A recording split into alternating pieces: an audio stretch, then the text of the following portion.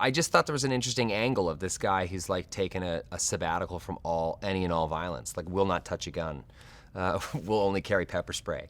And there's something great about, being in this kind of high octane action film where Sam's character is an assassin. So naturally he is carrying weapons and guns all the time, has no problem with it, is just totally integrated into his personality. But my character's kind of at odds with it also. So I really enjoyed that aspect or that element of the movie, and it's something I've been able to do in a few sort of larger scale action films lately. Is that necessity is the mother of invention. So if you take away this idea that we step up to the plate in all sort of action sequences using guns as tools of violence, and instead we have to think outside the box and say, okay, like if you're going to do a big fight sequence and you're not going to use guns, what do you do? And it stretches everybody. It makes everybody better. It makes me better, So I love that.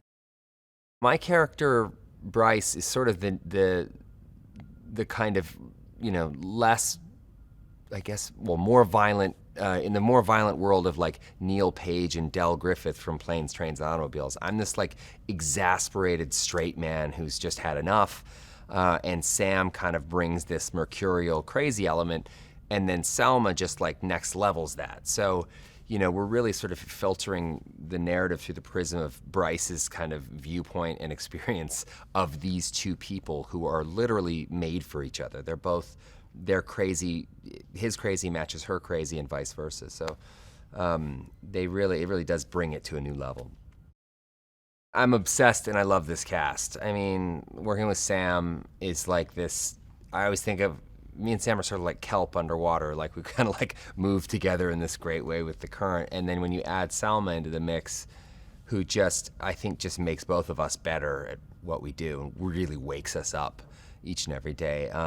It was such a ball. It was just such a ball, every second of it. I know a lot of actors say that they miss their cast or miss their crew when they're leaving a set. I don't know if it's always genuine, but with this film, it really was. Like leaving that set and leaving those guys, and us all heading back to our normal lives. It took some adjustment because it was just such a beautiful experience to shoot with them. Salma, had just one of those kind of classic, came in, pilfered all the scenes in the first movie. She's the limited screen time she had, she just was such a fan favorite. So it was a no-brainer. I think it was one of those things where it's always important to listen to your movie when you're shooting it. So Salma really brought something to the table in the first movie that needed to be explored and exploited further. And I don't even think anyone really talked about it. It was just a given that she was going to be the headliner of the second film. Sam Jackson, he's not only a legend, but he's just an incredibly generous actor, and I have a really unique chemistry with him. And chemistry is something that I don't think that you can manufacture. It's either there or it's not. It's a weird thing, and when you have it with someone and you find it with someone, it's special because you're working with two people that know when to hit the brakes and know when to hit the gas, and it's this unspoken kind of code. And Sam is he's an incredibly adept improvisational actor as well, which is, for me, is always a bonus because that's where I come from. So working with him in that context is pretty awesome. And, and I just love him as a person. I just really love Sam.